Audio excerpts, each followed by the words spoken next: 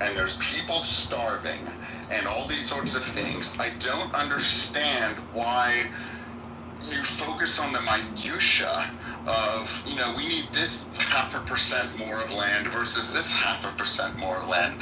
Your obligation as a leader is to make that horrible situation stop. And so when you have peace offerings, you take them, because the peace offerings mean you're no longer under the yoke of Israel. You're no longer worrying about whether your people can be fed. And if you get a little bit less than you thought, but a bunch of people don't die, in your opinion, you think you're saving lives, then you do it. That's why. And I don't see that. I don't see that enthusiasm. That's why you never make a good. That's why you would never make a good Hamas leader. Let's go to Dean. Yeah, I was about to say, Dean, if you could, if you don't mind my particular perspective, if you could focus in on that settlements issue. I know you like to read a lot about it, and if I recall correctly, you have family in the region. So I appreciate your kind of input on that. And then a question I would have for you, noting your particular perspective. If you could wave a magic wand and people had a sales pitch for this to go to TV consultants and people like that, get the cause on TV kind of thing, what would you say? And obviously, I don't want to hear blow people up, as you might imagine. I don't think you would say that, but I'm kind of curious, what your 60-second sales pitch would be. Yeah. So a couple things, just correction. No family or people in the region. A friend actually. That's the extent. I think the settler issue. I think the paradox, to sort of at least in rhetoric talk about a two-state solution while encouraging settlers. The paradox is solved by they don't want a two-state solution. And when I say that, it's Netanyahu, it's evident. Ben-Gvir, who's a prominent settler, he encourages it. He speaks at conferences in the region, encouraging settlements. He's the security minister of the administration. The stuff isn't difficult calculus. It's quite simple. I think to the broader point, if I could just touch on something Mark was saying, and he seemingly omitted. Yitzhak Rabin, I think the closest they've been in the last 30-something odd years, 40 years, has been the Oslo Accords. Arafat was down, circa 1993, Camp David, Arafat, Rabin. What happened? It wasn't the Palestinians. It was the Israelis. What happened to Rabin? A radical Zionist assassinated him. Wasn't a Palestinian, all right? It was an Israeli. It's always curious how these I don't know if the brother's Israeli, but the proponents for, that it's all the Palestinians' fault that there's no peace in the region. They seemingly always omit this gleaming historical tragedy. I'm not omitting that at all. In fact, there is an annual festival for Rabin. Shut the fuck up. Let somebody else talk. 20 minutes. Furthermore, if we look more into that, what did Yitzhak Rabin's wife say? Who did she blame for the assassination of her husband? Ding, ding, ding. War-mongering, blood-lustful Netanyahu. She blamed him for radicalizing Israel and then cultivating the climate for this type of thing to emerge. This is Yitzhak Rabin's wife. She blames Netanyahu indirectly. She's on record saying this. But that's kind of crazy to use that, don't you think, Dean? Like somebody's wife who's very upset blames one man for radicalizing a group of people that there's millions of them in the country who believe the same thing. That's like blaming Trump for, No. January 6th. It's a truth claim. Either it's true or false. She's saying, I think there's credence to it. You think that there's something as simple as true or false? Again, I'm just citing what she said, and I think there's merit to it, because ever since Netanyahu has exhibited this type of radical zeal, right? We see he is not interested in a two-state solution. He's never been. Now, I agree. talking about, okay, so then it would make sense what she's saying, right? When we talk about this notion of Zionism, I'm not against Zionism. You know, Israel deserves its homeland and so forth. My problem is what I would, qualify as radical Zionism, where they talk about a greater Israel, where it's an ever sort of expanding notion of your quote-unquote homeland. Some hearken towards the Bible, where it talks about the rivers in Egypt to the Euphrates. There are some Zionists, that is their homeland. They look at the Bible as their reference. They want Israel to encompass all of that. This is lunacy. But this is the type of, this Ben Gavir's, he subscribes to this. And he's part of the Netanyahu government. As Harad has said, it's the most radical, the most right-wing government in Israeli history, right? So when we see all this, and I just want to touch on the title real quick, does the IDF have any rules? I mean, this is how I look at it. Hamas is a terrorist organization, Islamic Jihad, and the IDF are a state-sponsored terrorist organization. No bones about it. No bones about it. And the quiet part's being said out loud when soldiers are coming forth and saying, we were told to shoot hungry, starving Palestinians in a food line. You don't say. I mean, we've known this for however long, anyone that's objectively looked into this conflict, right? So I just sit back and I listen to people try to gaslight the situation, but it is what it is. Morality, the entire region, both sides are morally depraved. And I think we need to be honest about that. And what does that produce in a conflict? They're all terrorists. They're all terrorists. So that's a scary proposition, but that's what we're dealing with. And this is nothing new, whether it's the IDF using white phosphorus years ago on Palestinians, whether it's, but the fish rots from the head down. When Netanyahu posts October 7th, references the Amaleks and how God told them to be genocided, what do you expect? So anyone that was... I'd probably say the same thing, to be honest. Ooh, no problem. But you can't hold on. But then no one in the same breath can deny that this isn't a state-sponsored terrorist organization. Right now, we have this issue of the hostages, right?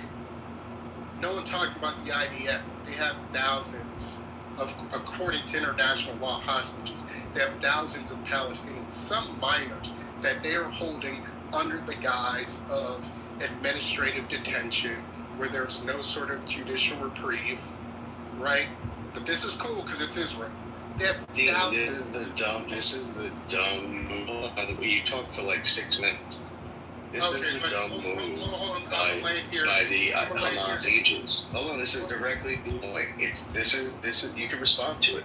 This is the idiocy of paragliding into a music festival and killing and raping hundreds of people, right? The other side that you're going to is 1,000 million times more powerful than you, and now they have your hostage. It's not like Israel went in and murdered in broad daylight. You could say they've done atrocities, all the things you're about to say, you could say that, but they didn't go in and say, I'm gonna fuck your women and kill you, and then expect that Israel wouldn't hold hostages. You understand the difference? It's a dumb move. I'm sorry, Hamas. Yeah, I'm not a proponent or an apologist for Hamas. Again, I unequivocally denounce them as a terrorist organization, but I do the same for the IDF. That's my point. All I'm saying is, one side, both sides try to appeal to some moral sort of ethos, if you will, where it's apparent that it's vacant in the region, right? All I'm saying is, I just appeal to people to sort of remove the scales from their eyes, look at the situation for what it is, don't buy into the sort of rhetoric that Mark tries to sort of espouse. Yeah, I get that. But it's hard to say that they're equal, even though you're right, and we both have moral crazy action. It's hard to say they're equal. No, they're not equal, because if we're looking at the death toll of civilians, Israel's batting somewhere around 60,000 versus 1,200. a la October 7th. So no, it's not equal. The state-sponsored terrorists that are using all types of military-grade armaments, they're decimating a population under the guise they have to eradicate 50,000 quote-unquote Hamas members. Guess what? The million plus that are subject to that siege. Oh well, right? If we got to starve 1.2 million of you to flush out the 50,000 rats, so be it. If approximately half those are children, oh well. So yeah, you're right. It's not even. What Israel's doing is far more devastating. But what if Far the more Hamas devastating. give a shit about their people, right? What if? You're They not don't, getting. obviously. That's not my argument here. But then there would be a lot more dead, right? Would Say it that really again. be any? Say it again. Let's say Hamas gave a shit about their people. Like they I'm wouldn't not have arguing done they that. do. That's a straw man. I'm not arguing they do. I don't know. I'm just giving you. It's not a strong man. It's a hypothetical. It is. I've never said Hamas. When I say I that, didn't say you did. This whole Okay, so hypothetical that's has not nothing my- to do with what you said. Right. That's You're just not- adding something like that he didn't say. Which Yeah, is so like that's nothing not the to do most with constructive thing to say. Because I'm saying it. On what he I'm did. sorry, Rob. Was I talking? You're just like ruining the combo of like doing something less. Like be constructive, not like say No. something You kind guys are ruining the convo by equating two different things that are not equal in any I'm way. gonna land here, if I may. That's what's ruining the conversation. This is the thing that idiots and Luddites talk Hold on, about. hold on, Calling Rob. these two situations Hold on, equal. Doctor. I'm Yo, just God gonna land responsible. Shut the fuck up and let him speak. here. Oh, thank you. We Fuck you, further bitch. see. We further see Netanyahu sort of bloodlusting in this quote unquote preventative attack on Iran. He's a pariah. He's toxic. I hope the Israelis do away with him, whether it's in their corruption trial or the next vote in the Knesset, and they get the 2 or 3 votes necessary to dissolve the parliament, and they could have another vote and actually have him bags packed, and hopefully he ends up in jail. But anyway, I land.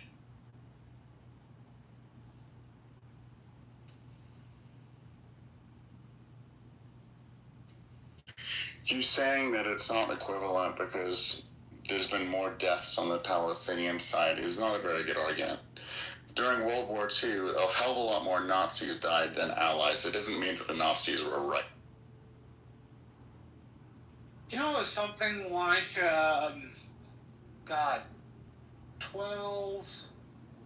4 million Germans died, maybe 5, something like that. You stack both the Holocaust, where 11 million people were butchered, on top of war dead, and you get to something like 16.5 or 17 million war dead. And they count the Holocaust in the war dead figures. And that's ridiculous. The Russians lost tons of people. I don't know this, but we dropped the bomb partially to let the Soviets know we had it, but also the Soviets were tying down 3 80,000-man Japanese armies on the Chinese mainland. And the Japanese wanted to surrender to the Americans instead of surrender to the Russians. At least as the story goes. I'll find the New York Times article, but it's a fascinating thing, in particular when noting the use of the atomic bomb as a signal to let the Soviets know we had it, which means that the calculation by the Joint Chiefs on dropping the bomb was not purely a battle decision, which is interesting in and of itself. Yeah, to Mark's point, that's a false equivalence. I mean, during that war, one side had moral standing, right? So it's not just a question of weighing the conflict on death toll. What I'm saying here is you have a state-sponsored terrorist organization, the IDF. They're trying to eradicate 50,000 Hamas terrorists, and they're collectively punishing 1.2 million Palestinians. Period. Well, the United States disagrees with you that they're a state-sponsored organization, so I'm very happy, terrorist organization, so I'm very happy to live in this country and have those leaders as opposed to your feeling. But you're entitled to your opinion. I just disagree that they are a state-sponsored terrorist organization, and most of the Western world agree. Yeah, so in 2020, I think it was last year, December, I'll post in the chat, when the Biden administration was assessing sending military aid armaments to the IDF, Biden, quote unquote, speaks about, let me get the precise quote, I'm going to paraphrase here. He says the IDF were indiscriminately bombing the Palestinians. This is what Biden says. If Biden said that, then he probably wouldn't have kept on passing him over weapons if they felt. That's not, I don't, well, he said it, so we know he said it. Now we can talk about the political pressure that politicians on both sides of the aisle succumb to, and this is only being elucidated with the Ted Cruz and this pushback against AIPAC and this broader dialogue that I'm very, encouraged to see for the first time in my life, that there's a vocal dialogue criticizing AIPAC and the Israeli lobby and their interest in how much they have a stranglehold on our politicians, on our government. So it's doesn't necessarily appeal to logic that he can say that and still outfit the military aid. So, I mean, it is what it is. We're in a precarious situation when we have politicians that say, well, in Sunday school, I was told you got to support Israel because God said so. I'm paraphrasing. That's what we're up against. So one can logically concede with that type of sort of narrative abound that, yeah, they're indiscriminately bombing these people. But you know what? My religious sensibilities that were imbued upon me as a child said, if you bless them, you shall be blessed, and if you curse them, you'll be cursed. So that's sort of a logical conundrum for them to figure out, but these two things can be true. Well, Dean, it's also not particularly logical for you to say that that AIPAC controls the U.S. government when the Israelis Jewish people make up about 3% of the U.S. and 0.2% of the world. 3% of the U.S. is not enough to, frankly, move the needle in any way in a democratic society. No one's coveting the Jewish vote because 3% is not going to win them anything. So to suggest that a population with a pack with representing a demographic that small has somehow got a stranglehold, to use your word, on the American government, it just doesn't add up. You can think that, but I don't know how they in fact have a stranglehold. How do they make people make decisions? Excuse me? Quick question. If AIPAC, hold on, I want to stay on this. If AIPAC decides things for the American government, I'm curious, how does AIPAC make people make decisions? So a couple things. Yeah, and Marshall, can I, since I am AIPAC, I'm happy to talk. Yeah, Abby, jump in, please. Yeah, explain it. I'm absolutely happy to talk about it. So first of all, I mean, there's so much bullshit that I'm hearing on here, and I don't even know what I want to respond to first. But AIPAC is a lobby organization, and I think you should all Google the most powerful lobbies financially in the United States, because it ain't even close to the top. You can get through all the pharmaceuticals, all the insurance companies, the realtors, AARP. We can go through the list, the teachers unions. AIPAC is way down in terms of how much money is generated and put into campaigns. So that we deal with that fallacy. But with respect to also the numbers that I'm hearing and that come out of the Hamas Health Ministry, and I say that over and over. For 2 seconds, because I looked this up. I just want to. It's like it's not even close. I mean, I know what's raised in millions, and so this... look at lobby. First of all, make sure everyone understands that we have the right to lobby under our First Amendment and the power to petition our government. That's embedded in our Constitution. And there is nothing wrong with lobbying unless you want to change the First Amendment. That's the first thing. Second thing, take a look at the most powerful lobby in the United States, and go through the list. I mean, we've got realtors, we have insurance companies. So I'm looking at it now, and it comes out of Bloomberg Government, which is what's posted at the top of the room. Key developments that shape lobbying in 2024: technical regulation, healthcare, rulemaking surge, top federal lobbying firms, Brownstein, Hyatt, Faber, and Schreck, revenue $67.9 million. Aiken, Gump, Strauss, Howard, and Feld. Those are law firms, so. They are law firms. They said they were top lobbying firms. Yeah, I mean, With the top of the room. yeah, but they represent, I mean, Brownstein, I happen to know the Brownstein firm pretty well because they have an office here. They represent the gaming industry too, so I mean. The key issues driving lobbying today. Look at money, Marshall. Look at the wealthiest and the most money going into Congress.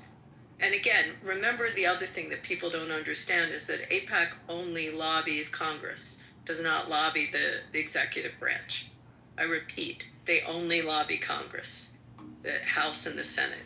They do not lobby the executive branch of government. Wait, so what about Kamala Harris? Like, she's a huge AIPAC and Israeli advocate. Kamala Harris, when she was a senator, is different than Kamala Harris when she was a vice president. Again, they do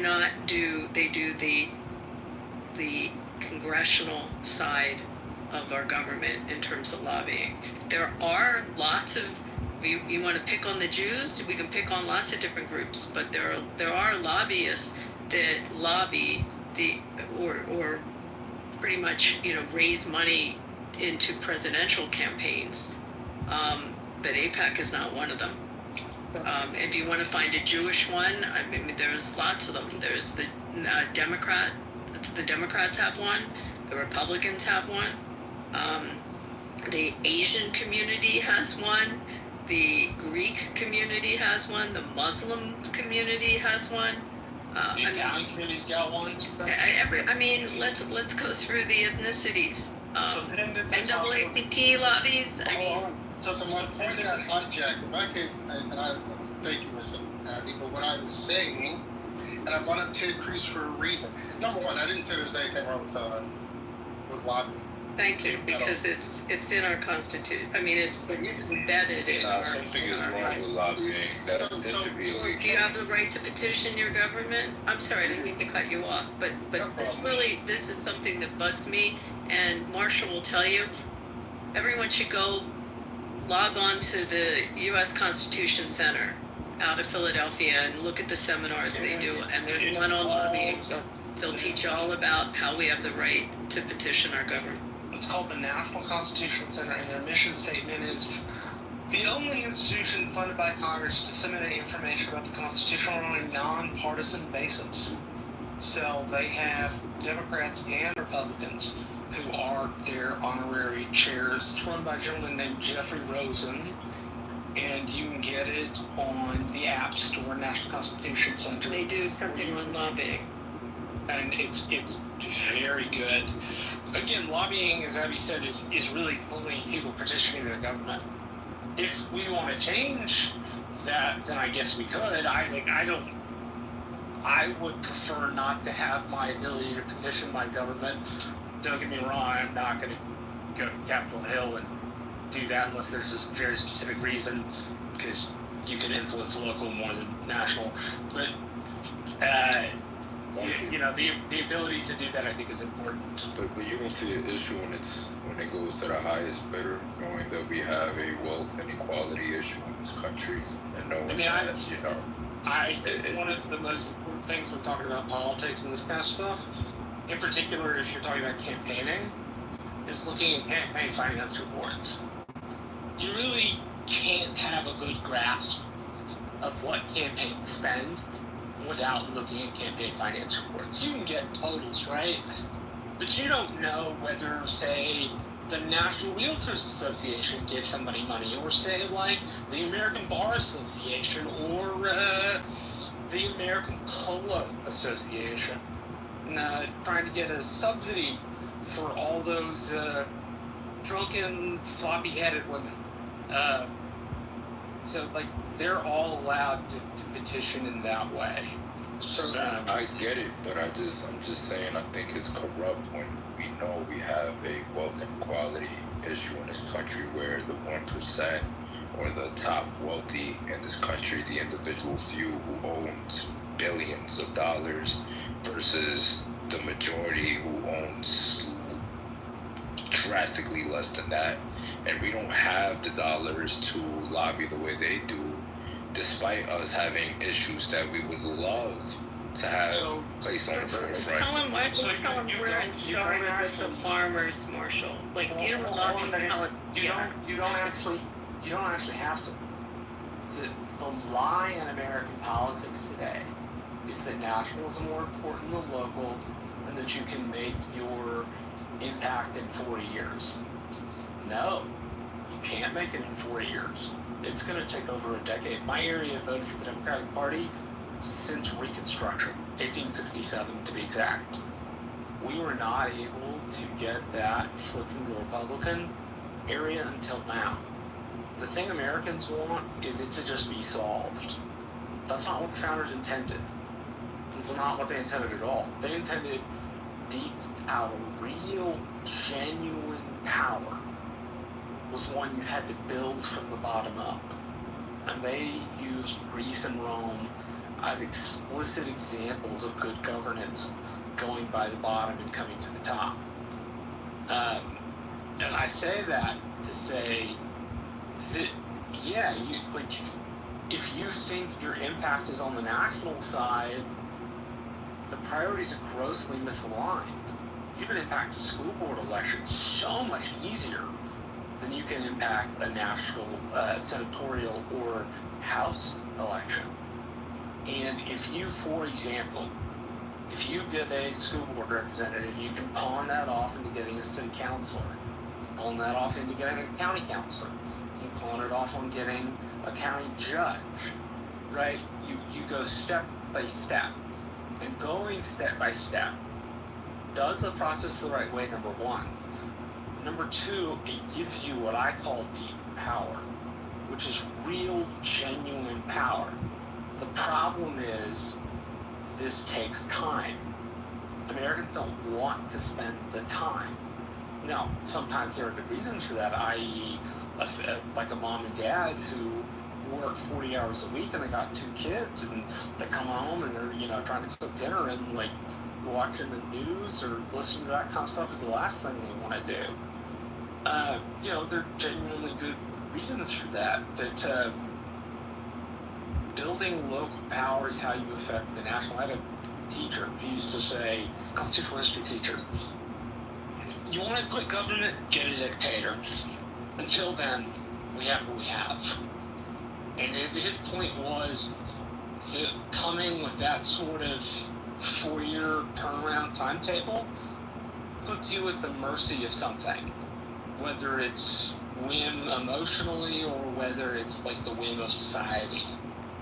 It doesn't function well. But I say all that long spiel to say, I hope you'll get involved locally, and I hope you'll take the time to see a return for your work. I promise you it is worth it.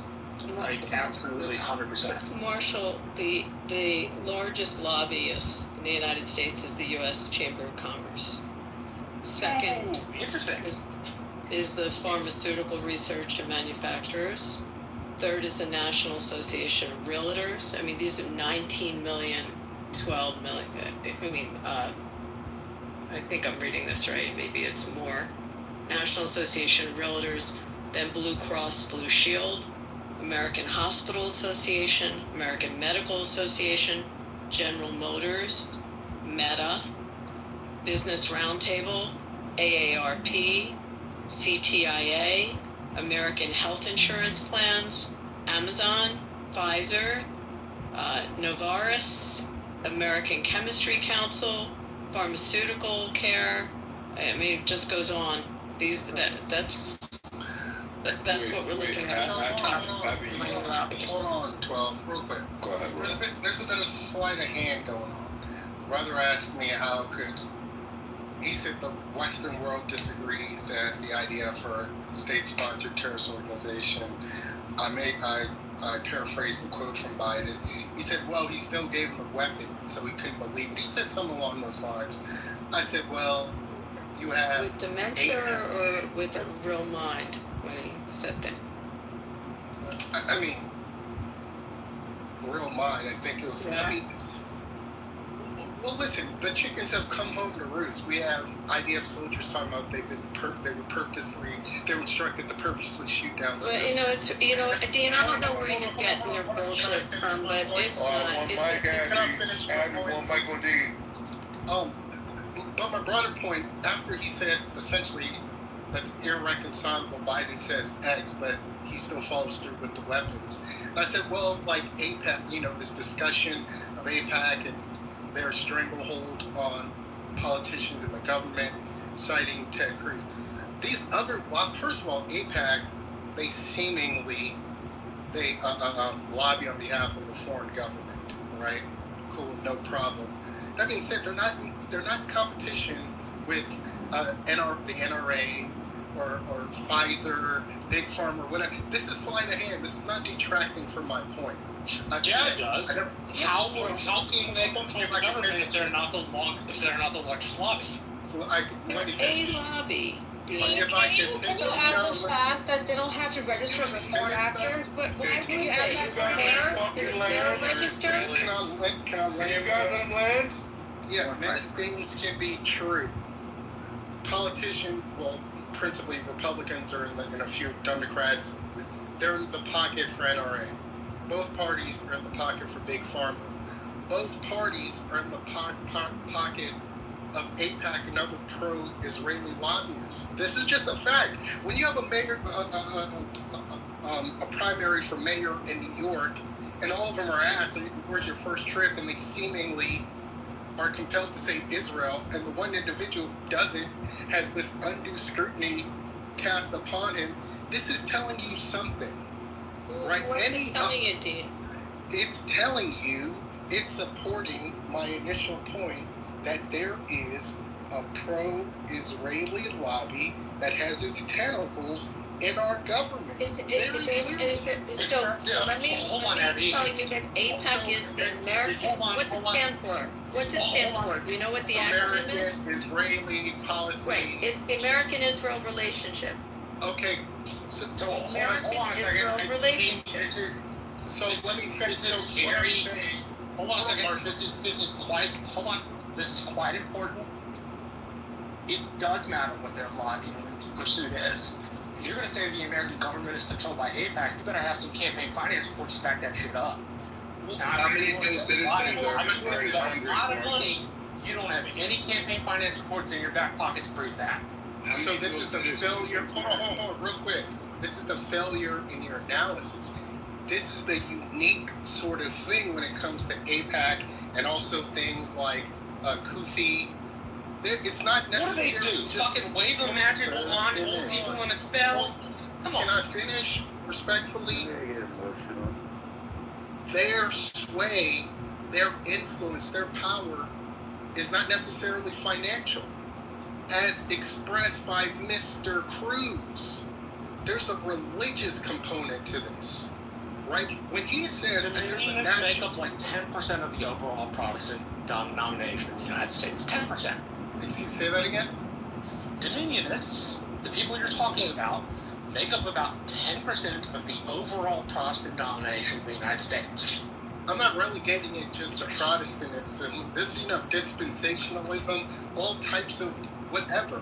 We know the majority of our politicians are Christian or Jewish, which they're entitled to have no objections. The majority of our politicians are Jewish. If I can finish, bro, my argument is when you have a lobby that's able to appeal to these already natural, inherent sensibilities, that's another dynamic of power and influence. So you're complaining they have a better sales pitch than you? I never See, and this is the gap. Yeah, it's crazy. It's crazy, bro. No. There's absolutely that argument, bro. Don't have a better sales pitch than the other person. Let me finish. You have to let him finish. Yeah, you cut talking me way too much. bro. My argument has never been lobbying is bad. I never made any of those points. He said, how can you reconcile Biden saying Israel is indiscriminately, the IDF for indiscriminate bombing the Palestinians, and yet he still gives them weapons? Then I proffer forth this argument. Well, there is this lobbying in our country that has this disproportionate amount of power. I never said it was wrong. I never said it's illegal. I never said it's against the Constitution. But it is an element that we have to acknowledge when analyzing this conflict. And shout out to Tucker Carlson, Candace Owens, Steve Bannon, and the like, who are highlighting this explicitly. That's my point, bro. You're going with Candace Owens, the woman who argued over the numbers of the Holocaust? Like, that woman lost all credibility with me the moment she started making accusations that it wasn't 6 million Jews, it was like 5.5 million Jews. It's like 4 3/4 million Jews. It's dumb. It's not an academic argument. She shouldn't be respected. No, hold on. Why don't you attack her argument, bro? Exactly. You're talking about. You're not even. Candace Owens doesn't make you. No, what I'm saying is that Candace Owens is willing to make that argument that nobody should take her seriously because it is something that is not in dispute. It is something that people that have a chip on their shoulder that Jews have in dispute. Yeah, and Dean, Abby literally just said that AIPAC pushes the. And by the way, they pitch the legislature, not Biden. So your whole point about Biden is, yeah. And thank you. And by the way, and can I finish with also, Marshall, please? so you can know that the largest lobby for the state of Israel is Christians United for Israel. I just brought We that. have more Christians on. May I give you a number? There are more Christians and Zionists in the United States than there are Jews that live in the United States. I said Kufi. Kufi is an amazing organization. Cool, no problem. But that doesn't detract from my broader point. Marshall doesn't. He has issue with Candace Owens. Okay, suspend what I said about Candace Owens. Tucker Carlson, Steve Bannon, and like I said, there is a legitimate dialogue, principally from the right, of AIPAC and these other pro-Israeli lobbies in our country and what they are doing via influence and power concerning our foreign policy and parsing out, is there actually any reciprocity? Is this actually American first? Does this serve our interests? Hold on. How do they get people to do what they want them to do? How many dual citizens, Marshall, in the Congress are Israeli American citizens? In what fucking universe does people being dual citizens have anything to do with what matters? You have dual allegiance. That's so obvious, bro. No, Ted Cruz is a fucking dual citizen. Biden was a Florida citizen. Like, in what fucking universe does that stack? There is not one member of Congress that is a dual citizen. I repeat, there is not one member of Congress that is a dual citizen, not a Senate, not a Hold on, Marshall. It is a trope. Hold on. It is a genetic trope. Okay, There is not one member of Congress that is a. Abby, hold on a sec.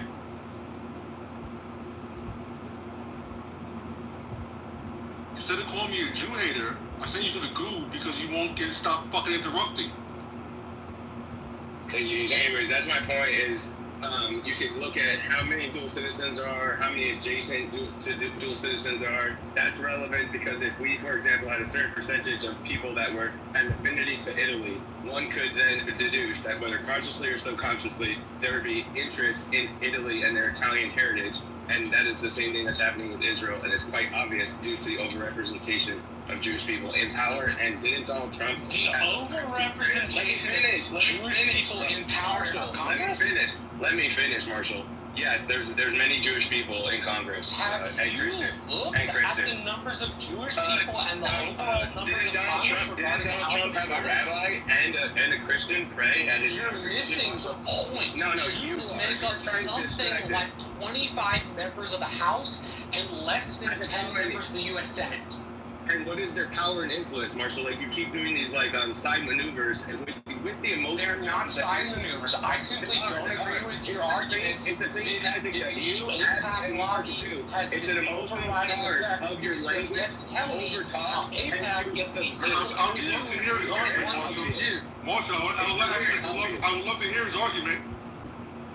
Exactly. Thank you, Haitian. But it's the same type of sentiment and rhetoric that is meant to throw people off that Marshall deploys, Abby, and Mark, and it's all part of the same type of rhetorical maneuver to throw people off and force us, in this case, Dean and myself, to match their energy, which is not a constructive conversation and what I would much rather not prefer to do.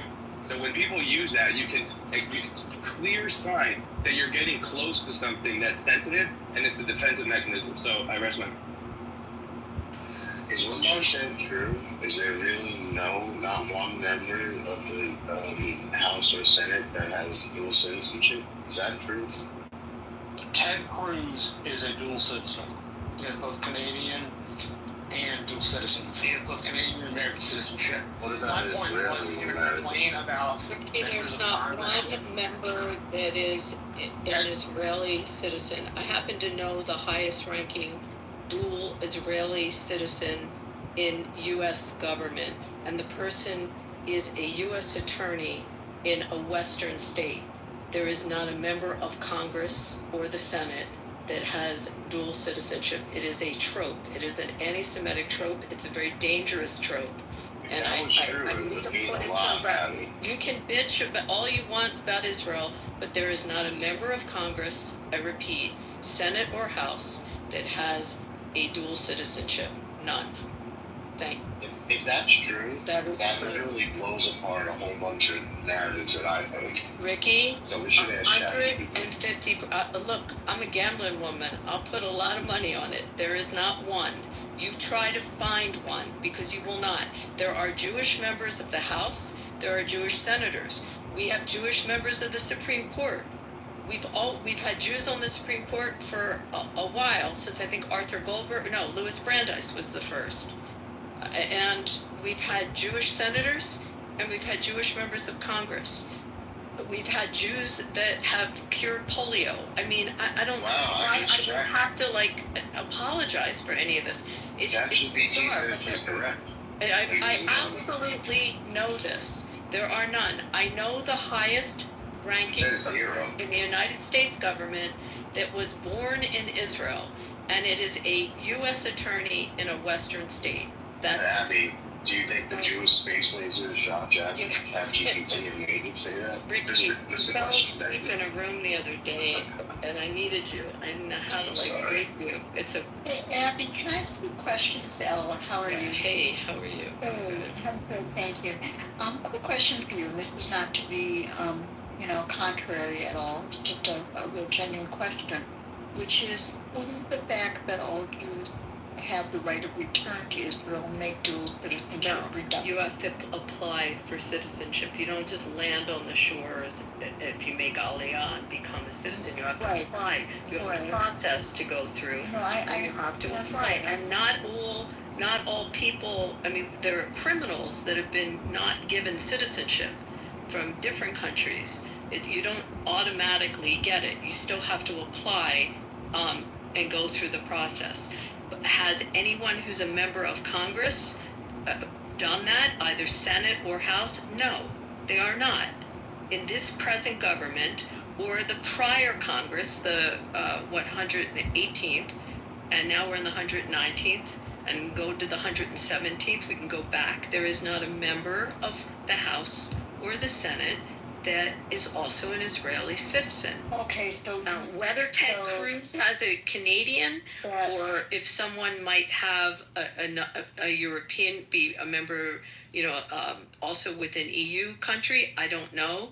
But with respect to Israel, again, the person that is the highest ranking is a U.S. attorney in a Western state. What Do you does think no Jewish person in America has made Aliyah? You can make Aliyah. It's a beautiful thing to do, but you don't land on the shores and become a citizen that day. You have to go. You have to apply. What percentage of Congress is Zionist would be the other question. Well, the Christians, there's a Christian majority in Congress and in Senate, and there's overwhelming support for the state of Israel from obviously almost every Republican, except like one or two, and that might be Massey, who doesn't vote for anything, and the majority of the Democrats in Senate and in House are pro-Israel. So whether they self-identify or how they identify, you'd have to look at their campaign statements or their missions, go on their websites. But with respect to voting for Israel and supporting Israel, it's overwhelming in both chambers. I think the bigger look at the question numbers. I have here It's is an the fact ally. that And they support an ally. I mean, I don't understand why there's this horrible pushback against an ally, a close ally of the United States. I don't think that's a problem. I'm just going to interject quickly. So AIPAC does not need to register as a foreign actor. They're not a foreign actor. It's the American Israel. One second, hold on. Let me finish. A lot of the things that AIPAC will, everything, even if you go and do a quick search on Google, every single thing that pretty much AIPAC is lobbying for is in the interests of Israel, whether it's giving them foreign aid, military aid, strengthening relations. It doesn't have to do with Jewish people living within the USA. So it's not trying to do protectionism for them for the most part. So they don't have to register as a foreign actor, which is troublesome because if they did under FARA, they would have to be way more transparent of their intentions and what they have to give up way too much information as to who they're working with and all of that. So that I think is a little bit problematic. Why they're American citizens, just like myself. Exactly. It's that American knock on the citizens door. that- It's not about of the my member of citizens, it's Congress. what they're advocating for.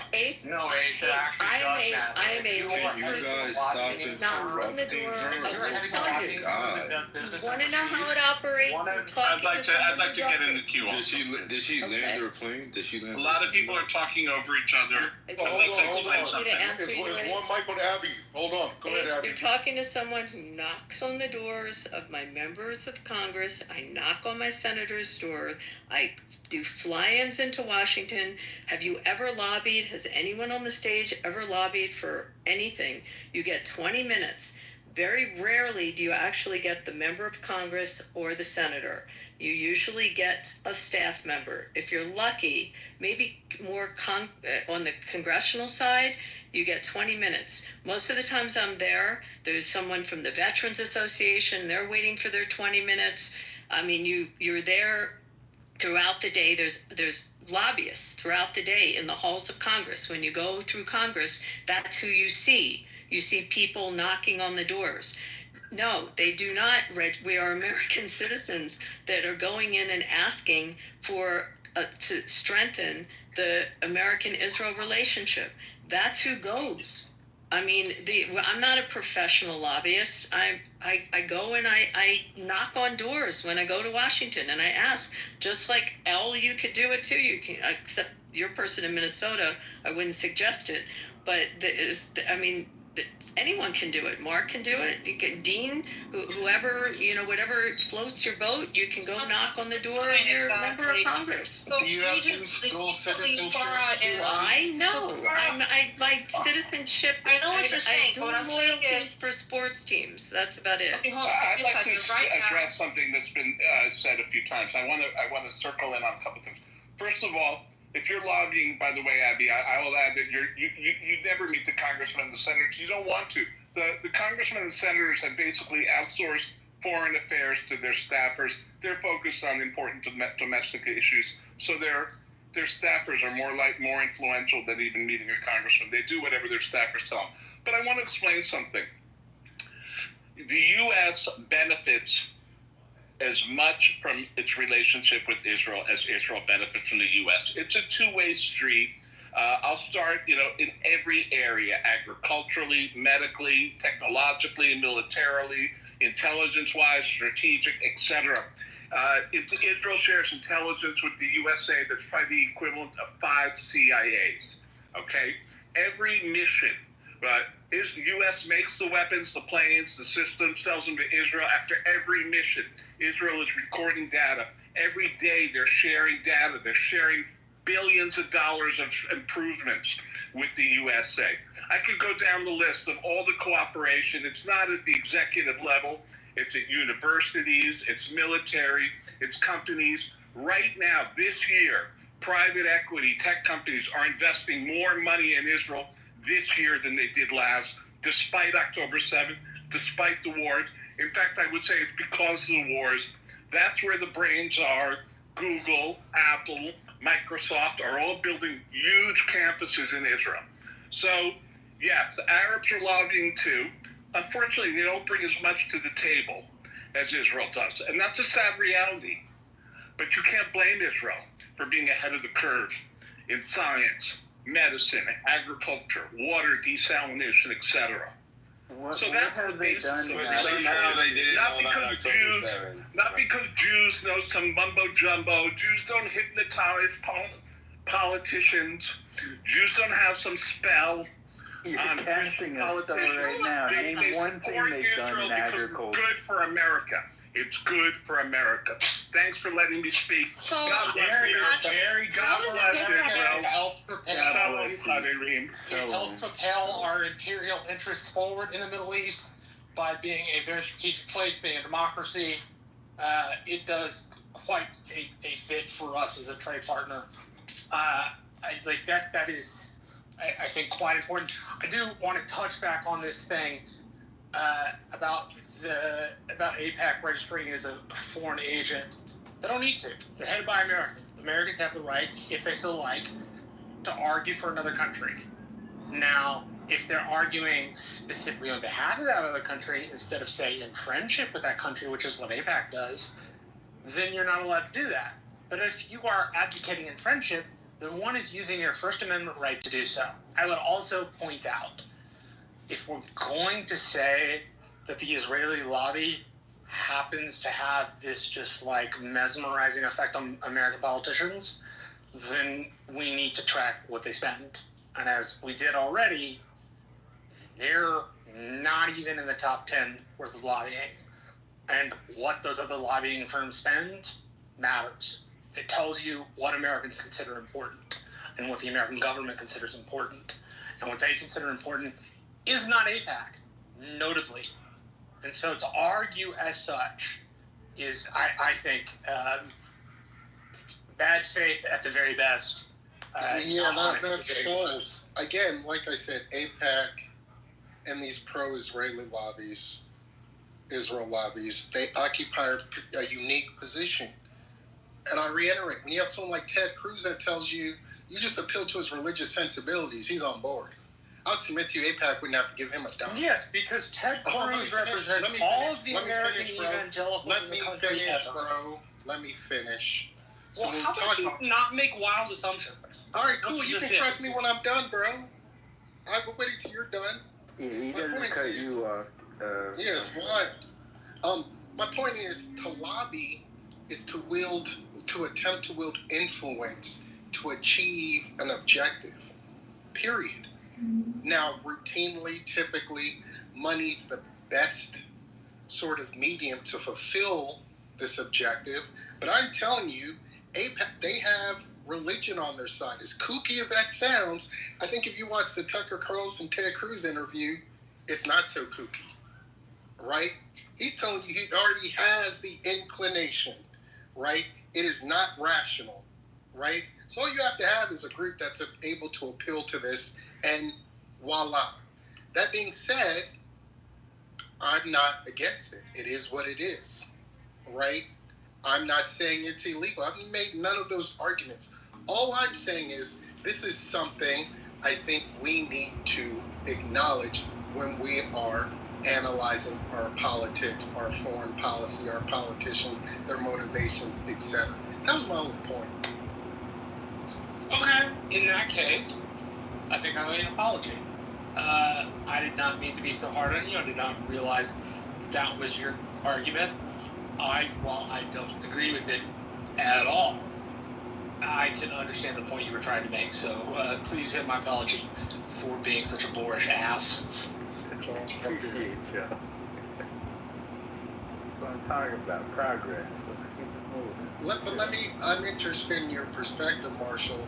What was your takeaway when Carlson was prodding Ted Cruz on AIPAC and his sort of inclination towards Israel and support? What did you take away from that interaction? That he was too religious for me. That he was as religious as I'd seen him a couple of years ago at an event. No, not a couple of years ago, like 4 or 5 years ago at an event. And I am definitely uncomfortable mixing faith and government. Don't get me wrong. I don't think it's wrong for somebody to have a faith and then participate in government, right? I think it's wrong for one's faith to explicitly guide all the decisions they make and to justify their decisions per their faith. I think that's not helpful. Isn't that The Catholic Church tried that and it didn't work. And one more follow-up. Hold on, real quick, Abby. Marshall, I got a follow-up. Marshall, do you think what you saw exhibited by Cruz, do you think that's unique to him in our the political framework, in our politicians? Do you think it's unique to Cruz?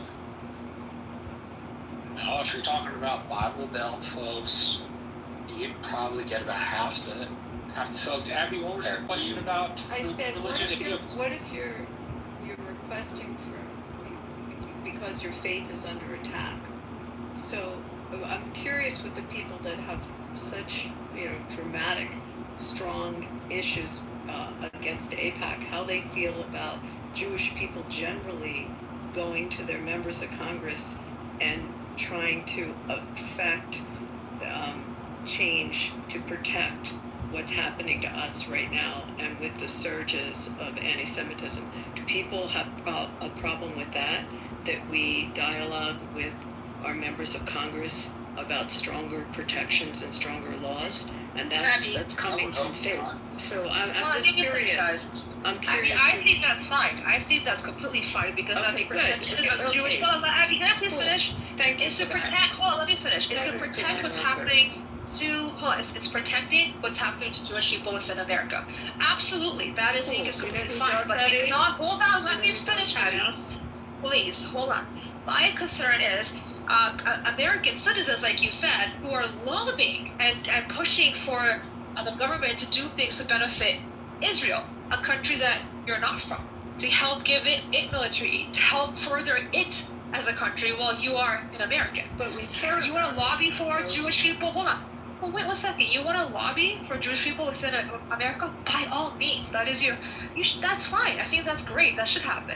But to be pushing for money, aid, and all these benefits for people in Israel while you're an American, I don't understand that point. So you would want to push for. How do you feel about the Filipino community lobbying for aid or help in the Philippines, or the Puerto Rican community? Are they? Are they registered just like everyone else, knocking on doors? Puerto Rico is a Commonwealth of the United States. Right. Yeah, I was about to say right now. The Puerto Rican community definitely lobbies in Washington for more assistance, especially after that the hurricanes and right. no It's like question. also equivalency though, because Well, we could pick a country. Let's pick a country and the thing would be overlook, how much dollars no, you're going to get, and then oversight of those dollars. That's the piece. Anyways, yeah, that's my point. It's the total dollars and then the oversight of the well, dollars. the Egyptian community in the United States doesn't care about that Egypt gets its aid that it gets, or the Pakistani community in the United States. Equivalency though, How is it a false equivalent? it's like Abby, aid that people And are by the way, using do you know what for percentage protection of the Israeli, and there's, but I will tell you that there's a discussion as to whether Israel even wants to continue to receive the aid that it gets, because it's a very small percentage of their military budget now. It used to be a much bigger percentage, but the country's GDP and what comes out of their country with their inventions and their tech. So the has changed APAC can the be dynamics. demolished, right? So hold on, so APAC is So not business I didn't if you're not finish. having to log in. With respect I know, because you interrupt me all the time. You do it all the time to everybody else. Oh. So please have the same energy. I just am answering you about the aid. However, lots of countries, lots of citizens in the United States that care about their where their families may be living or their heritage will come in and request with respect to the relationships that the United States has with those nations. That's the point on the dual citizenship piece, which But is there's like, no there you dual are. citizen. Right. Where's the But dual it's adjacent. citizenship there?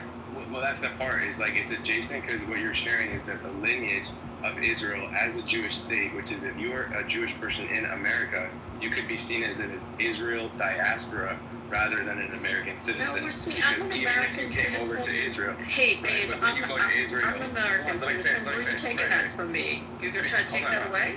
No, I'm not. But when you go to Israel, you benefit and are totally a part of the Jewish culture and talk about how you're Jewish and you feel at feels home. great. It's part of your roots. Exactly. So there's still an affinity and a lineage and an allegiance to Jewish people that I don't feel personally because I'm not Jewish, but I'm American. But That's all about we're trying to get across. 90% of Jews feel a connection to Israel, and That's of our the point. evangelical That's the main community, point. like I don't know, it's probably close to 100% of the evangelical are. I mean, they're completely connected to it.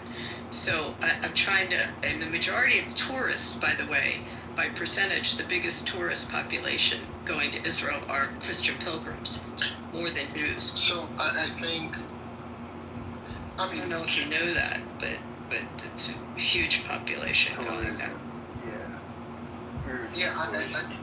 But going back to my question, and Ace, thank you for that answer on it. A lot of the work that now, at least for me personally, my conversations with members in the government in the United States is about protecting the Jewish community and making sure we're secure. We're under siege in almost every state. There's an incident. I mean, our incidents that are reported to law enforcement are up 900%. It's very frightening, and I'm not taking away from any other communities that go through this, but this is a surge for us, and so that's what a lot of our work and efforts are right now in the Jewish community in the United States. Sadly. I mean, that's a bit hyperbolic. Well, do you know the guy we just had the death? I don't know if you guys know this. You know the Molotov cocktail. Actually, it's I don't know if you knew this in Boulder. Yeah, someone just come to their injuries. Yeah. So sad. Yeah, that was really horrible. But what's your feelings and sentiments towards the criminal charges against Netanyahu? I like him very much, and I think that's, first of all, the United States doesn't recognize that entity. We're not a party to that tribunal or that I think it means domestically organization in Israel. Oh, you're talking about in Israel? Yeah, I mean, I haven't paid enough attention to it other than to know that it has to do with cigars and wine and accepting gifts, and it's not a serious allegation and I think right now they're in wartime. It's just something that needs to be held in abeyance till they get through what they have to get through. I think he's a very strong leader. Well, it's pretty serious to take for actually breaching trust, accepting bribes, and fraud. Those are pretty serious. They can be, but I don't think in this scenario they're where they are. They can be. You said that you weren't really following it well, so I don't know if you actually. Pardon me? I think you were saying that you weren't really following his corruption trial that well. I don't have enough as a lawyer to comment on all the facts of the case. So I can tell you just what I've read slightly in the press, but right now I don't think it should be something that's ripe to. Yeah, of course, there's different priorities. Of course, we know this. But then I also wanted to jump in. I put it earlier.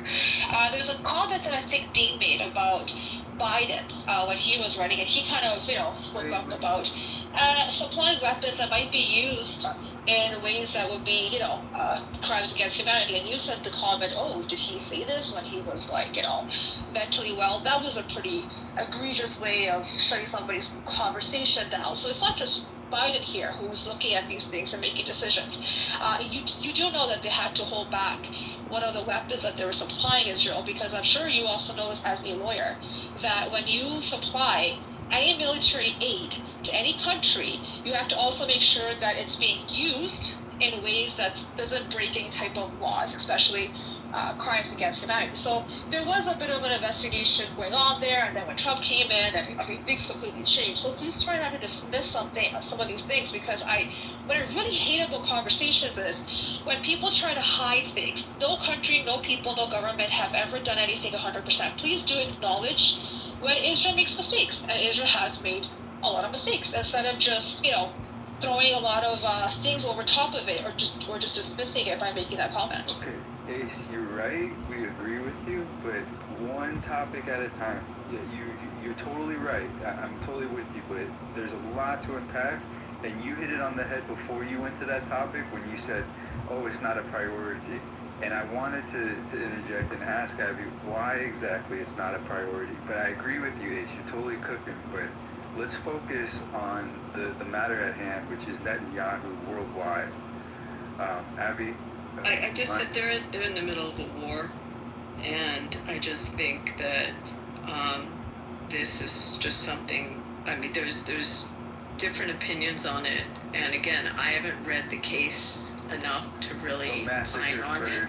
So I'm being straight with you, other than to tell you that what I have read, and I've only read in the press. So from what I have read, it didn't sound like the allegations were based on issues that were of severe enough that it couldn't be held in abeyance till they get through the war and what they're in the middle of right now, which is definitely an emergency level. The fact that the country was shut down, that the airports were shut down, that they had how many ballistic missiles coming at them, that many lives were lost, that Soroka Hospital, which is the regional center for the southern part, which, by the way, serviced mostly the Bedouin and Arab communities in the Negev, was destroyed to the extent that it was hit.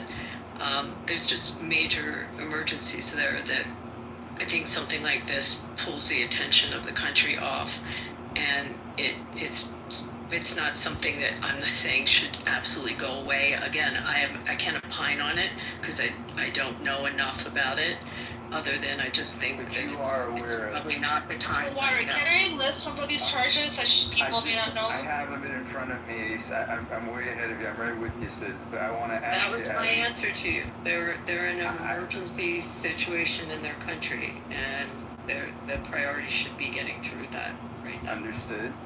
I appreciate that answer. And that's why Netanyahu wagged the dog. Continue, Walter. I just wanted to ask, are you familiar with Project Lavender? No. You're not? And the autonomous strikes? No. Okay. So let's just focus one thing at a time with Netanyahu. The ICC warrant of 2024, the charges are war crimes against humanity, alleged use of starvation as a weapon, murder, persecution, inhumane acts in Gaza conflict. There's an arrest warrant. Allegations for these? This is the IC. This is the international group that the U.S. is not a party to, nor is Israel a party to. Is that who you're talking about? You're conflating two different things. You're talking about that's the ICC. And no, now okay, so they're two different things. Want me to, okay, ask we me can to focus on the internal stuff in Israel. I did not. Someone else said that. Someone else said that, and that's fine. I brought that up. Address the internal, which is fraud and breach of trust. Fraud and breach of trust. That's what I was bribery, applying fraud and breach of trust. But can I give a little bit more information on it so it's not so simplified? Okay, so one of them is him and his wife have received almost $200,000 from wealthy businessmen for political favors. It gets worse. He also has granted regulatory favors to an Israeli communication company for positive coverage of him and his wife. He's also struck a deal with another businessman who owns a local newspaper, daily newspaper, for again favorable coverage in exchange for legislation to limit the growth of a rival. I believe the person's name is Israel Hayom. So basically, you're trying to suppress information. You're trying to change the narrative through trying to control media through favors, etc. And you're trying to shut down the opposition, which is also very. I think it's very serious and very dangerous for this democratic country. Aside from the money that they've also taken as bribes, so there are a multitude of things that he's done within Israel, and a lot of Israelis are upset. They're not okay with you it. on that. So one of the things I do know about, because I do pay attention to this, is when they had the push for judicial reform in Israel, and I don't know how much you read about that or if you're familiar with it, but one of the issues is the power and how the structure is of the Supreme Court and the court system in Israel. And I'm not going to bore the room with it, but it's the way the court is comprised and how the seats on the Supreme Court are set up. Some of those seats go via, it would be like the American Bar Association just picking a bunch of judges and putting them on the Supreme Court, and then you'd go to the justices on the court and they would choose who the other justices are.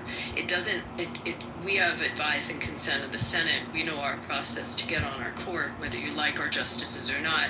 We have a very strict system on getting a seat on the court. It's different there, and one of the reasons for the court reform is that the last bastion of the Labor Party, which is the opposing party, kind of controls that Supreme Court. So not to get into the internal, but you brought up something internal there, and I'm trying to tell you that there's. I mean, do you think the judges would? You think that the judicial part? That's fine, but I'm saying is, but again, the prosecutor. Okay, hold on. He's been charged with these crimes. Yeah, I'm aware of it, but I'm do you have any also, trust for the judicial system and the criminal system within Israel? You think that it's through these charges added for the sake of it? I think that the judicial reform is an incredibly important thing that they need to. It's a young country, and they need to go through judicial reform. I think the way that they set up the court system is I'm not talking about judicial reform. I'm talking about crimes and evidence. With respect to that and how the charges were lodged, and again, I haven't read the court documents, so I'm just telling you from what I've read in the press, but I do know with respect to the court reform that there's a very political component here. That's perfectly fine. Before we bore that's everybody, what's happening with those charges and also with the judicial system. But it's not the room to talk about it, but I'm happy to. Okay, that's great. So water, can we bring it back to what Water said about this lavender? Can you bring it back to that water? Lavender, Project Lavender. If you can let everybody know what that is. Palantir, and are you familiar with Palmer Luckey, Abby? Out of Long Beach? Who? Exactly, yeah. I never heard of him myself until recently. Yeah, his name's Palmer Luckey, and he's going to be upping the ante of Palantir.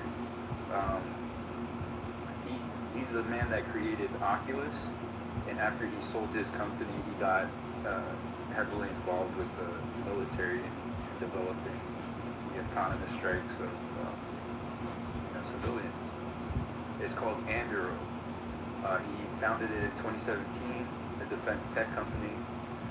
Points in the chat. Point, you could come up here and probably better explain Project Lavender, but this is like another iteration of AI-powered surveillance, drones, and border security, major contracts with the U.S. military, so that's our version of Palantir, I guess. But this is very dangerous, unmanned drones, just killing women and children senselessly. This is why you're going to be getting the blowback that Israel is receiving. But I mean, let's just talk about present current events, right? Let's just smash cut to today. We use lots of unmanned drones along the border now. I mean, don't we use unmanned drones now? The U.S. uses them. Right. I thought so too. Right. This is very slippery slope. This is a very slippery Didn't Obama use a lot of Yeah. Andrew, also during. Yeah, absolutely. And how do you put together a comprehensive border security package that doesn't involve unmanned drones?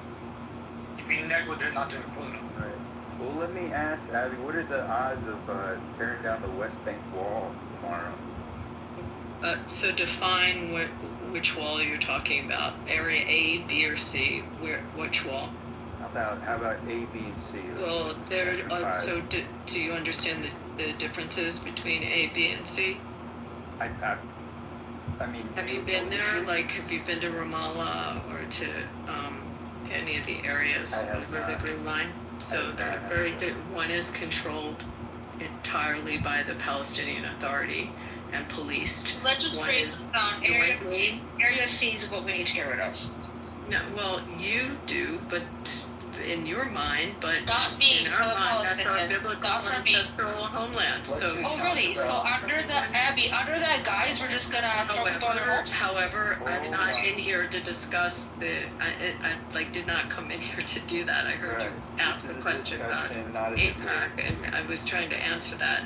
I don't want to get in an Israel-Palestine discussion, but if you ask me the question about the wall, there are different areas within Israel. I do know that prior to the wall going up, the biggest issue and what instigated that wall, why it came about, were all the suicide bombings that were going on within Israel, and it was like an epidemic level. And part of it was to deter the entrance because of the suicide bombings. Abby, can you explain to me how to tell illegal settlers?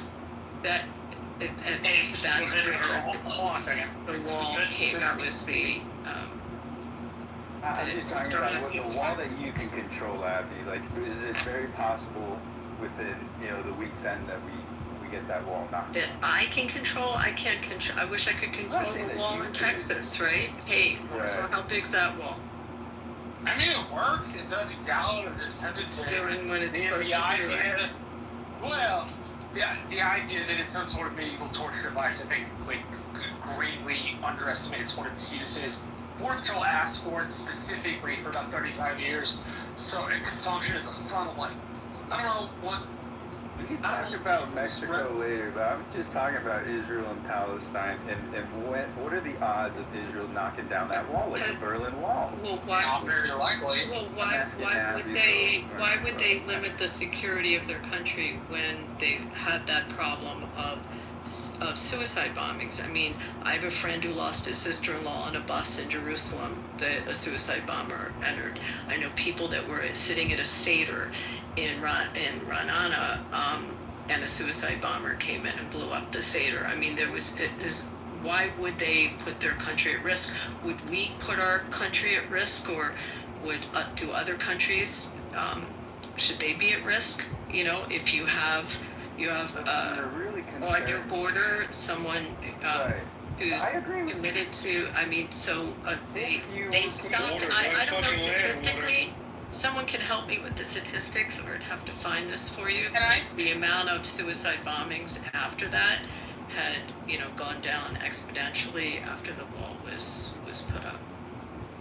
Abby, I see what you mean by protection, but October 7th, well, I mean, there was a military, there's so much there. Can I get a dollar for every time you guys talk about different part of the country? Can y'all hit that cash app, please? Thank you. At the borders, the security. Yeah, we're talking about security. Yeah, because it's my birthday, October 7th, and I want a dollar for every time you guys say October 7th. Thank you. Adele used to be on the app with. Oh, hey, Point, how are you? Yeah, can you make the stage up? Because I'm getting tired of this bullshit. Stupid asses debating with the Zionists is like trying to nail jelly to the wall. It's messy, it's pointless, and everyone knows you're wasting your fucking time. Notice how quickly she ran when you mentioned laughter. She's trolling you, she's been trolling you, but you can't fucking troll me. Stupid asses. Stupid asses. You killed 400,000 in Gaza, then you go mention, oh, did you hear about Boulder? Shut the fuck up. Me triggered? I don't get triggered. It takes me a long time to get triggered, Point. Tell these people out here in the group. asses. Y'all still doing the same thing, both of y'all, just back and forth. Like, y'all get tired of fucking talking? I know it's an audio app, but damn, go drink some fucking water. The fuck? I just want to say, yo, You too, water. Go take a fucking mushroom. Go get some water. Hold up. Let me just land Dehydrated. my Call the plane. police, Point. We need the police in here. Doing the same thing that El Dildo, El Normal, whatever his name Man, is. cool. Go suck on a cock, okay? Right. Yeah, no, but Abby, I mean... Same talking points. You're reading from the script. They get paid $30 a day by APAC, and this is what they do. I don't need pork chops. Sorry, you got the wrong one. I'm Puerto Rican, but I don't eat pork. All right, thank you. Abby, if y'all really Go cared point. about border security, you wouldn't have fucked with Iran, wouldn't you? Right? So that's the point. What The are balloon you is off the talking about road. with Iran? Are you, I know, Mac. American? You on Trump's cock. Because there's an American. No. We didn't slap first. Hostages, and I watched Americans. Your mother sound like a man. You deflected. Abby, you're not running for president. You realize this, right? No. Yeah, She never been in a government position. Thank you. She Very said, happy you and doing act like what I she's do. never heard of Iran. Stop talking. Do you remember when they took our hostages? Keep twirling, Mac. Do you remember? We have hostages right now. We're trying to exchange, Abby. You're living in the past. You're living in the past. About Iran? I don't think I'm living in the past about Iran. Hey, have you heard the new term? How do most Americans poll about? Stick a pole up your ass. There's a new term called Zionizing. Sorry guys, but your conversation's gone into. Do you know what Zionizing means? Yeah, Abby, that means we don't want to hear you no more. You have had the stage for a while now. Okay. Thank you. I'm just wondering. I know Marshall let you rock out. I heard when he was like, hey, you can talk. It's your time. But yeah, you had enough, bro. Go drink some water. What is it? Midnight right now in the East Coast? Yeah, we had enough. Almost midnight, 1 minute. But it's funny how they never mention about the, Israeli terrorists, how they killed a bunch of Americans. Why they don't speak about that? How Israel killed a bunch of Americans. Our soldiers too, by the way.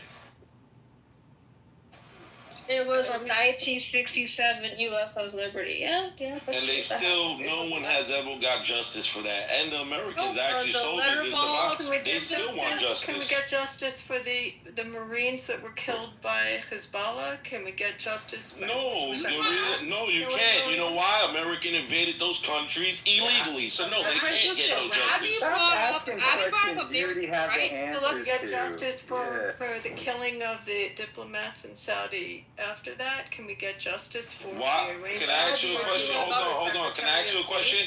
Why didn't America and Israel invade Saudi Arabia after 9/11 when everyone knows? Saudi government. So hold on. So you saying the American government didn't say that nine of the hijackers were in Saudi Arabian They're not the government citizens? of Saudi Arabia. As a matter of fact, Are you going to answer the question? Did the United States say the identity of 9 of the hijackers were Saudi Arabian? Yes or no? Government of Saudi Arabia. Once again, were 9 of the terrorists that hijacked the planes, were they? Do you know about Bin Laden? Were they Saudi citizens? Yes or no? Bin Laden wanted to take down the Kingdom of Saud. Were they Saudi?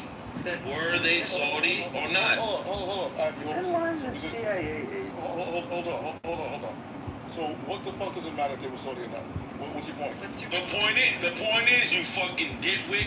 If they identified the hijackers to be people from a Saudi order and citizens of that government, why are they advocating to go attack a government that had none of their citizens hijack anything? So the reason why I went to Afghanistan, you dumb fuck, is because that's where Bin Laden was. You stupid motherfucker! I said Iraq, you dumb fuck. You've been talking about Afghanistan all day. I didn't talk about no Afghanistan, you dick-sucking monkey. Yeah, Your grandmother sucked my dick after she sucked the white man's dick and had it in the cornfield, you faggot. That's your father. That's why you sucked his dick, pussy nigga. You a bitch. You a Haitian bitch, nigga. You like living off the move under the colonizer. You faggot ass. Fucking spear chucking faggot. Pussy motherfucker. Now I know your daughter sucked my dick and I fucked her dirty pussy. Yeah, I'm talking about your whole ass daughter be sucking dick. Faggot. Real talk, drop your location. No, bring it back up. Bring it back up. Come on, guys. Abby, I blame you. You realize this? And I wanted to answer it so people do know, by the way, that bin Laden was really, his main target was actually the Kingdom of Saud. And, you know, although obviously the attack on our soil was just one of the worst things in our history as a nation, his sites were, he had already attacked, I think it was Medina, or maybe it was Mecca, I can't remember now, but his intent was to get his minions and to go and take down the kingdom. So to say that we should have attacked a country that they were citizens of when the country itself were already at war with them internally is nonsensical.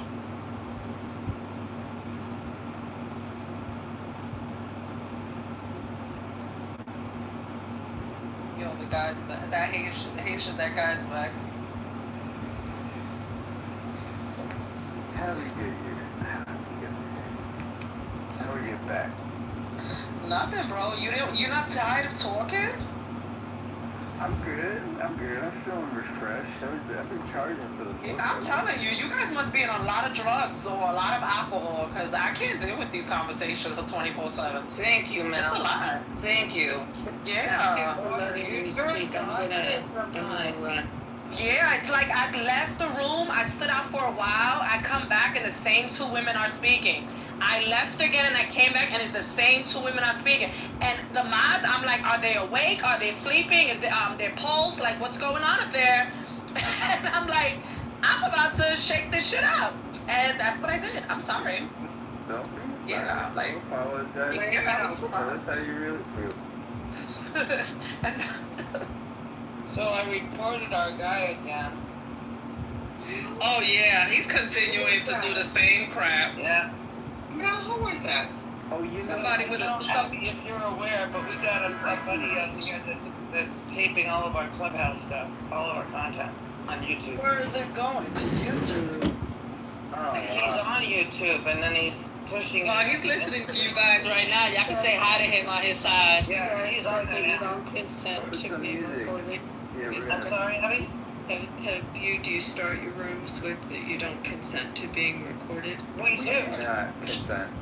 We do not consent. He's been doing this for. Yeah, but he doesn't do just this room. He does all the political rooms. So I don't know what state, but That's true, he does that. It's a to consent state. So maybe. Well, supposedly he's running for congressman in Illinois. Abby, why don't you go check out his page? Because we've done all the reporting and all of the. No, I know who it is. I know. Oh, okay. I know exactly who it is. Yeah. So, yeah. But I do think you should, when you speak, just make it clear that you don't consent. I live in a to-consent state, so I just make that part clear when you open your rooms. That's a great suggestion. Thank you, Abby. Thank you. And don't work too hard over it. No, it's okay, guys. Thank you. I know we come from different points of view, but thank you for letting me speak. Thank you for the discourse. You're very welcome, and you're always welcome. I just want to, on the record, okay, I don't want you guys to ever say that we don't let opposing opinion, and we don't let them talk and we don't let them rock out, because those two women was just control. They ran the whole stage. The mods didn't even intervene. Okay? Okay, thank you. And that's for everybody in the goo that be talking shit. Not everybody in the goo, but you know what I'm talking about. Those are Republicans. Do y'all have a friend request from Kitover? I have sent my friend request now. What's up, Antonio? What's up, Anthony? You didn't name me, Antonio. Okay. Yo, Mel, that dude who killed those students pled guilty, so that? Yeah. Nation, which way you think this Diddy shit gonna go, bro? Right, no. What about Anthony? One second. And then you have to go right back. Mel, did you see Trump come out with a new line of perfume for women and men? Yes, I did. Oh my God.